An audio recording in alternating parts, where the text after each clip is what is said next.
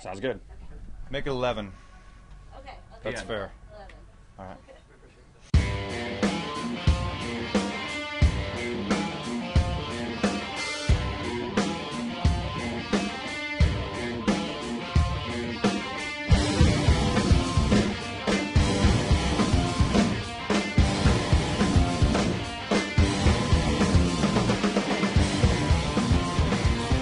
Hi. Hi. How are you? I'm doing all right. How are you?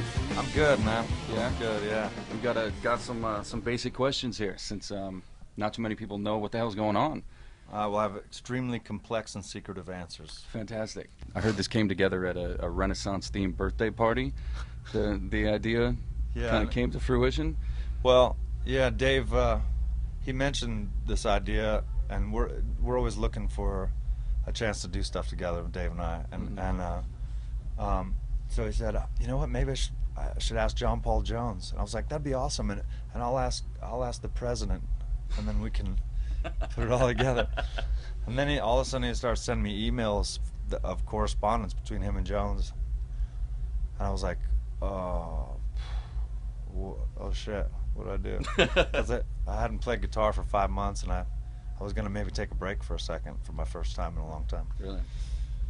But then he had his birthday party at Medieval Times, and of course he sat us right next to each other. That was the blind date. But he sat in the next row behind us, like looking over, like. And I was like, "You're a really great friend, you fucking asshole." But you know, I think it's fairly common to meet, you know, someone from Zeppelin at Medieval Times. For most folks.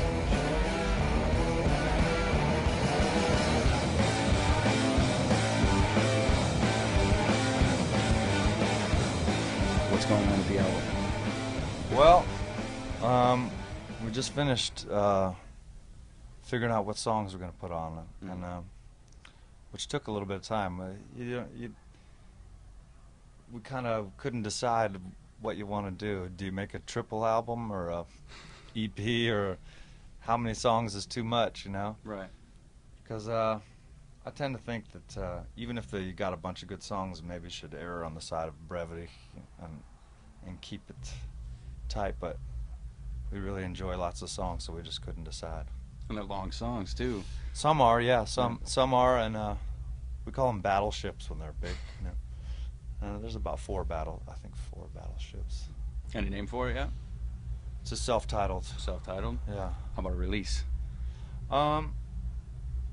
You know, we've been doing a lot of stuff real kind of secretive, and we actually made a pact to not know when it's coming out, the band guys.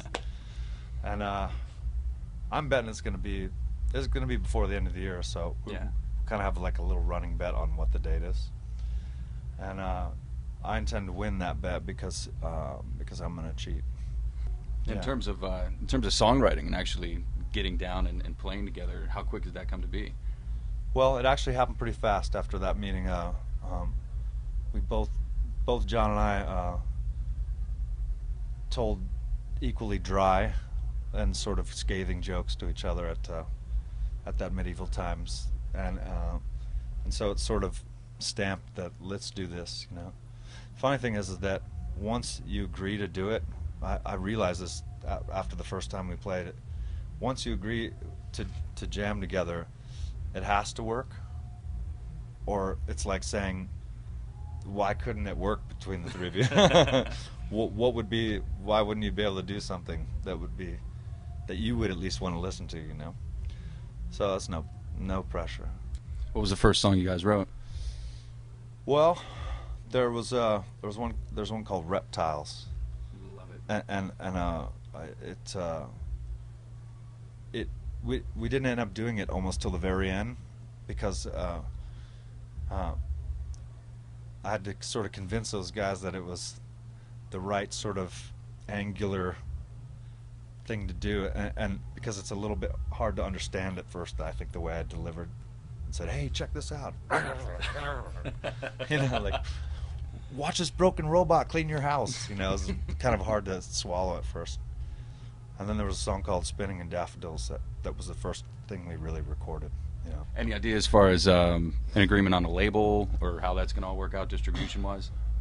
Yeah, it's going to come out on Interscope in the States and Sony BMG. And how do you feel about that? I mean, you've been pretty outspoken in the past about not feeling so hot about Interscope anymore. Well, you know, if it was up to me, I'd just get a real big hot air balloon and put them all in the basket of that and just pull the cord and it drop over places, you know. But, you know, it's not up to me.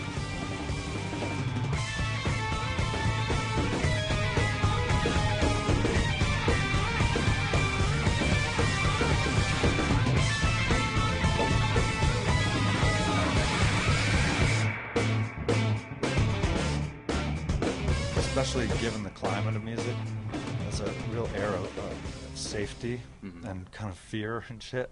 Or even not just labels and stuff, but bands seem to be like, I'd like to try to play it safe. Can someone tell me where that is? And maybe that's not the case, but I think I just feel that a little bit. And what I like about this is that there is this air of you want to do something special.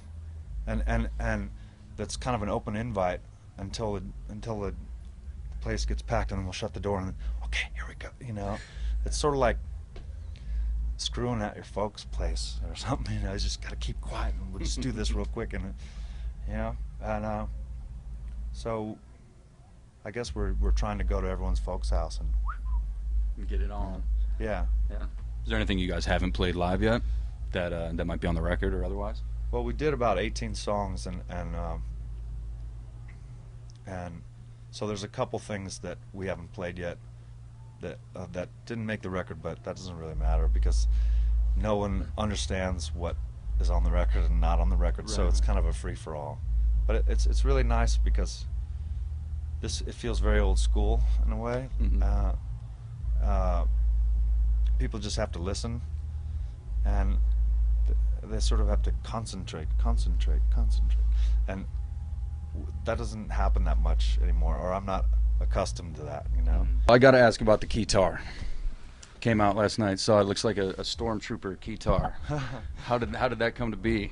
Well, we were sort of trying to experiment with how to use the worst stuff incorrectly, and it almost was a little bit like a dare, like no one's ever successfully made this look right.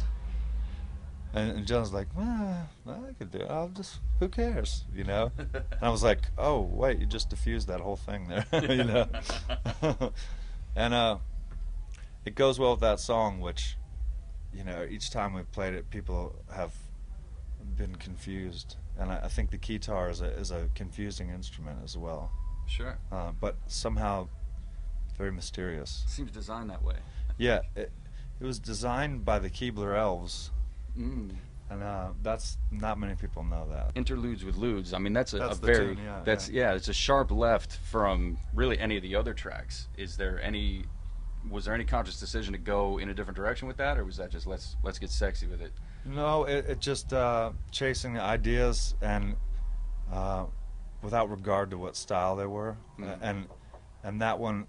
You know, come to find out that both John and I actually enjoy the same style of musical darkness, and that song encapsulates a mood that I find myself in sometimes, and so does John. Yeah.